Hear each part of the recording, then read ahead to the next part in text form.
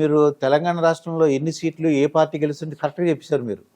సుమారుగా ముందు ఆంధ్రప్రదేశ్ లో కూడా 140 స్థానాల పైగా వైఎస్ఆర్ కాంగ్రెస్ పార్టీ అధికారంలోకి వచ్చేటట్టుంది అంతకుముందు 2019లో చెప్పారు. అవునండి. అందుకని సరే ఏదేమని వాళ్ళ పరిస్థితి మాత్రం ఇబ్బందిగా. నేను ఫస్ట్ బాధపడేది ఏంటంటే భావితరాల కోసం ఎలా చేయండి అని. ఇవాళ సరే నేను 10,000 వాళ్ళకి ఇవ్వడానికి కూడా సరే మంచిదే, వాళ్ళు చేశారు. గోన్ సంచులు ముగిసి ఉద్యోగం 5,000 అన్నా సరే నేను ఒప్పుకున్నాను. అంటే ఆయన ఏమంటారంటే చంద్రబాబు నాయుడు గారు వాళ్ళకి వర్క్ ఫ్రమ్ హోమ్ ఇచ్చి ఎక్స్ట్రా వర్క్ ఇస్తాను, ఆయన క్రియేట్ చేస్తాను అంటున్నారండి ఆయన వర్క్ని. ఎందుకు ఇంతకుముందు 14,000-15,000 ముఖ్యమంత్రిగా ఉన్నారు కదా, అప్పుడు చేసే పని కదా కొంత.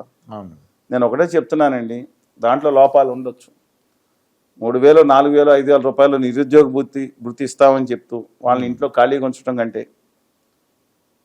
నెగిటివ్ పర్సన్స్ పెద్ద ₹1,00,000 ఉద్యోగం చేసుకున్న వాళ్ళు తప్ప ఆలోచనలు ఉండరా? 5,000 ఉద్యోగాలు వచ్చేవాళ్ళని అన్ని సత్యహరిచంద్ర తమ్ముళ్ళని నిలబెట్టేద్దాం అని అనుకుంటామా? వాళ్ళు మానవ లోపాలు ఉండొచ్చు, కానీ నేను మాట్లాడిన మాట దయచేసి ఆలకించండి అందరూ. ఇంట్లో ఒక 4,000, 5,000 ఖాళీ కూర్చోబెట్టు బదులు నేను యువతని అందరినీ అంటలేదు, చూస్తున్నాను. దిక్కుమాల థమ్సప్, వాట్సప్ ఇవన్నీ వీటిలో వెళ్ళిపోతా ఉన్నారు. వాళ్ళకి అనవసరమైన విషయాలన్నింటిలో బయట జొరబెట్టుకుని నాలెడ్జ్ పెంచుకుంటాం అనుకుంటున్నారు. కాదని డైవర్ట్ అవుతుంది. యువత, ఈ దేశానికి అవసరమైన యువత యొక్క భవిష్యత్తుని ఈ స్మార్ట్ ఫోన్స్ కొంతవరకు ఒక లాభం వచ్చేది ఉంది, నిర్వీర్యం చేస్తే పరిస్థితి వస్తూ ఉంది. చాలామంది ఎలాంటి పరిస్థితుల్లో ఉంటున్నారో చూస్తున్నాం. అలాంటిది ఒక 5,000 రూపాయలు ఇచ్చి వాళ్ళతో కొంత పని తీసుకుంటాం. వాళ్ళకి నిరుద్యోగ వృత్తి డైరెక్ట్గా ఇవ్వటం కంటే ఒక పని తీసుకుంటాం. మంచి పద్ధతే కదా. ఇప్పుడు ఇదే మాట అంటే దుర్మార్గం తిట్టారు. ఇప్పుడు వీళ్ళే 10,000 ఇస్తానంటున్నారు కదా. అంటే వర్క్ కూడా క్రియేట్ చేస్తా అంటున్నారు. నేను ఒకటి చెప్తున్నా, 5,000, 10,000లో ఏం వర్క్ క్రియేట్ చేస్తారని. ఇంకా ఇవాళ నిజంగా చెప్పాలంటే గ్రామ సచివాలయాలు ఉన్నాయి. దాంట్లో చాలా మందికి ఇప్పుడు వర్షాకాలం లేని టైంలో కొంచెం అప్గ్రేడ్ ఆ యొక్క శాఖ విభాగంలో పనిచేసేవాడు ఖాళీ ఉంటుంది. నిన్న పెన్షన్స్ కానీ మిగతా కొన్ని నీటు ఒక్కొక్కళ్ళకే మహిళా పోలీస్ కానిస్టేబుల్ కింద కూడా ఒక టైప్ పోస్ట్ ఒకటి పెట్టడం జరిగింది. అందువల్ల డెఫినెట్గా గ్రామ సచివాలయాన్ని కొంత మెరుగుపరిస్తే కనుక అద్భుతం. నేను అక్కడ పాదయాత్రలో, పోలవరం నిర్వాసితుల పాదయాత్రలో పాల్గొన్నప్పుడు కానీ మిగతా గ్రామాల్లోకి వెళ్ళి గ్రామ సచివాలయాలు చూశాను. ఎంత చాట్ అని మీకు ఇస్తాను, ఎన్ని 100 పైగా పనులు చేసి దాంట్లో ఎప్పుడు పని ఉండేది డిజిటల్గా అప్లోడ్ చేసి డౌన్లోడ్ చేసే వాళ్ళకి ఎప్పుడు పని ఉంటుంది. ఇంకొక 2-3కి మిగతా వాళ్ళకి పనులు ఉన్నప్పుడు అవసరం ఉంటుంది, వాళ్ళని వాడుకోవచ్చు.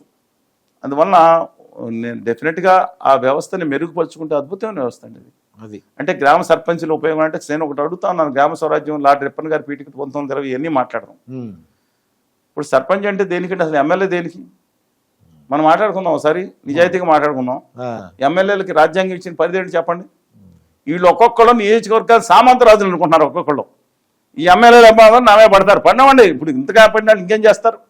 ఇలా తెలుసా ఎమ్మెల్యేల యొక్క పదవి ఏంటో, ఒక ఎంపీ పదవి ఏంటో? ఏంటండి ఎమ్మెల్యేలు చేయాల్సిన పని ఏంటి? ఫంక్షన్స్ ఏంటి, ఏం చేయాలి అంటే అక్కడ డిఓ ఎవరు ఉండాలి, సర్కిల్ ఇన్స్పెక్టర్ ఎవరు ఉండాలి, ఇసుక ఎక్కడ తోలాలి, ఎక్కడ తెచ్చుకోవాలి, ఎవరి మీద అజమాయిషి ఇదాండి వాళ్ళకి ఇచ్చిన పరిస్థితులు. సామంత రాజులు అనుకుంటున్నారు వీళ్ళు. అందరినీ దాంట్లో ఒక్కొక్కళ్ళు డాన్గా ఎదిగారంట. ఎన్ని డాన్లు ఉన్నారో చూసుకోండి. నేను చెప్తా ఉన్నాను, ఈ ఎమ్మెల్యేలకు ఇచ్చిన పని ప్రజా సమస్యల మీద అసెంబ్లీలోకి వచ్చి మాట్లాడటం, ప్రజల సమస్యలను ప్రభుత్వ దృష్టి తీసుకురావటం, వారిని సవరించడం, అవసరమైన చట్టాలు చేయటం, చట్ట సవరణ చేయటం మాత్రమే వాళ్ళ పని. సామంతరాజులు కాదండి. అలాగే గౌరవ సర్పంచులు కూడా వాళ్ళకి ఏదే కార్యక్రమాలు కావాలో వాళ్ళు ప్రజా సేవకులు కాదు. వాళ్ళకు నేను ఖర్చు పెట్టుకున్నాను. వాళ్ళు మాట్లాడుతున్నారు కొంతమంది, మేము ₹1,00,000 పెట్టి నెగ్గాం, మా దగ్గరికి ఎవడు రావట్లేదు, కనీసం ఆ ఫైలు ఆ క్యాస్ట్ సర్టిఫికేట్ రావాలి, వచ్చి అందరూ చేసి పడేస్తాను, వాలంటీర్లు గొప్ప, గ్రామ సచివాలయం ఉంటే మా పదవి అయింది. వాళ్ళ గౌరవం వాళ్ళకి ఇవ్వండి. కానీ వాళ్ళ లోబడి పనిచేసే విషయంలో అంటే డెఫినెట్గా వాళ్ళు రిపోర్ట్ చేసిన విషయంలో గౌరవించండి. కానీ అన్నీ నా కనుసరణలో జరగాలనే పూర్వపు వర్గ ఆధిపత్యం చూసారా? సర్పంచ్ అంటే ఖచ్చి సర్పంచ్, మున్సబు, కరణం ఎన్ని చూడలేదండి? ఎంతకాలం నడవాలి ఇది? ప్రజాస్వామికత మేరు వాళ్ళకి పవర్స్ ఉన్నాయి అసలు. ఇప్పుడు జర్మన్లో చూడండి ఎన్ని పవర్స్ ఉంటాయి. వాళ్ళకు ఉన్న పవర్స్ ఎంతమంది వినియోగపరుస్తున్నారు, దుర్వినియోగపరుస్తున్నారు. అయితే ఏ పార్టీ రావడానికి అవకాశం ఉందంటారు? అంటే మీ ఇప్పుడు వరకు మనం మాట్లాడుకుంటున్నాం, గత 4-5 నెలలుగా మాట్లాడుతున్నాం. నా స్టాండ్లో గణ్యం అర్ధరాత్రి మార్పు వచ్చేసిన విషయం ఏమైనా మీకు కనపడిందా? నాకేం అనిపించలేదండి. అవును. నేను ఖచ్చితంగా ఇవాళ కూడా చెప్తా ఉన్నాను, ఉమ్. ఉత్తర భారతీయ జనతా పార్టీతో పొత్తు లేనప్పుడు జనసేన పవన్ కళ్యాణ్ గారు ప్లస్ తెలుగుదేశం పార్టీ ఈ రెండు పొత్తు ఉన్నప్పుడు 120 స్థానాలు పైబడి నెగ్గే పరిస్థితిలోకి వెళ్ళిందని సెప్టెంబర్లో. ఓకే. ఆ తర్వాత జగన్మోహన్ రెడ్డి గారు సిద్ధం సభలు పెట్టిన తర్వాత దాంతోపాటు ఒక కార్యాచరణ ప్రకారం వెళ్ళిపోతుంటే మార్పులు చేర్పులు కాన్స్టిట్యున్సీలు చేశారు. దాంట్లో 30% మైనస్ ఉండొచ్చు, 70% పాజిటివ్గా కనపడుతున్నాయి. అంటే నెగ్గుతారని కాదు, ఉమ్. ఒకవేళ ఓడిపోయే అభ్యర్థి 40% ఓడిపోతే 45% వచ్చి ఓడిపోయి ఉండొచ్చు మిగతా, అంతే తప్ప ఆయన పరిస్థితి ఆయన చేసుకుంటే because of number of reasons ఇంకా ఈ పొత్తు వేళలో ఇబ్బందికి రావటం, ఓట్ ట్రాన్స్ఫర్ అనేది జనసేనకి తెలుగుదేశానికి 75% అయ్యేటట్టే కనపడతా ఉందండి. ఉమ్. డిస్పైట్ దట్ మొన్నటి వరకు ఉన్న అనేక ఈ టైంలో ఉత్తర భారతీయ జనతా పార్టీ రావటం, దీనివల్ల జగన్ గారి పార్టీ గ్రాఫ్ 47 నుంచి 52 నుంచి 70 స్థానాల పైకి ఇప్పుడు 80 స్థానాలు కూడా వెళ్ళిన పరిస్థితి కనపడతా ఉంది. అంటే తెలుగుదేశం జనసేన కూటమి 100 నుంచి 105 స్థానాలు గెలిచే అవకాశం గత 2-3 నెలల నుంచి కాన్స్టెంట్గా అటు ఇటు ఉందని అభిప్రాయం అండి. దీంట్లో గణనీయమైన మార్పులు రావాలంటే సర్పంచులు, జడ్పీటీసీలు, ఎంపీటీసీలు 70% మంది వ్యతిరేకంగా చేసే అవకాశం ఉంది. ఉమ్. అంగన్వాడీ వర్కర్స్, టీచర్స్ కూడా వాలంటీర్స్ ఒక వేగుల వ్యవస్థగా పనిచేస్తుంది. ఇప్పుడు జగన్మోహన్ రెడ్డి గారు ఏమనుకుంటున్నారంటే అదొక రాజ్యంలా భావిస్తున్నారు, రాజ్యానికి 4 సలహాదారులు. ఉమ్. ఇది ఎలా ఉందంటే ప్రజాస్వామ్య వ్యవస్థ, వీళ్ళు ఎవరు వచ్చినా మా ఎమ్మెల్యేలు కూడా ఆయన దగ్గర సరైన ఆడియన్స్ లేని పరిస్థితి కనపడతా ఉంది.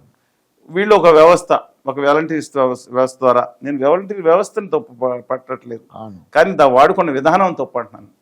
ఇవన్నీ చూసుకుంటే కనుక వాళ్ళతో పాటు ఉద్యోగస్తులు అందరూ కనుక వెనక్కి వెళ్తే మాత్రం జగన్మోహన్ రెడ్డి గారి గ్రాఫ్ ఇంకా పడే అవకాశం ఉంది.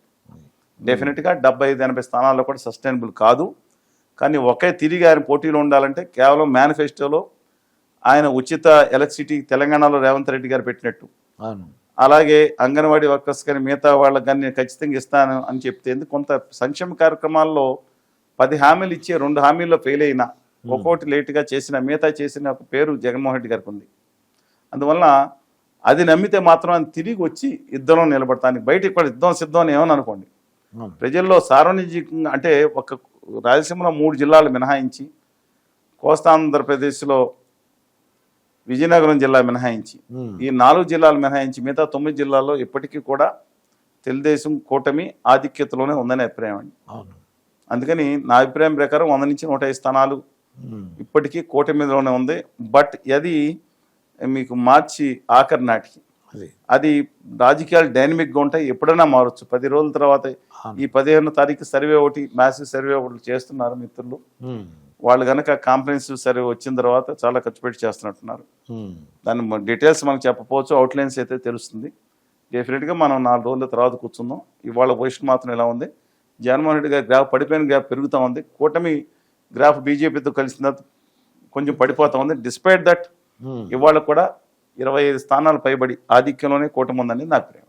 ఇదండి చలసన శ్రీనివాస్ గారితో జరిగిన ఇంటర్వ్యూ. మరొక ఇంటర్వ్యూతో మీ ముందుంటాను. మీ మాస్టర్ దుర్గా ప్రసాద్.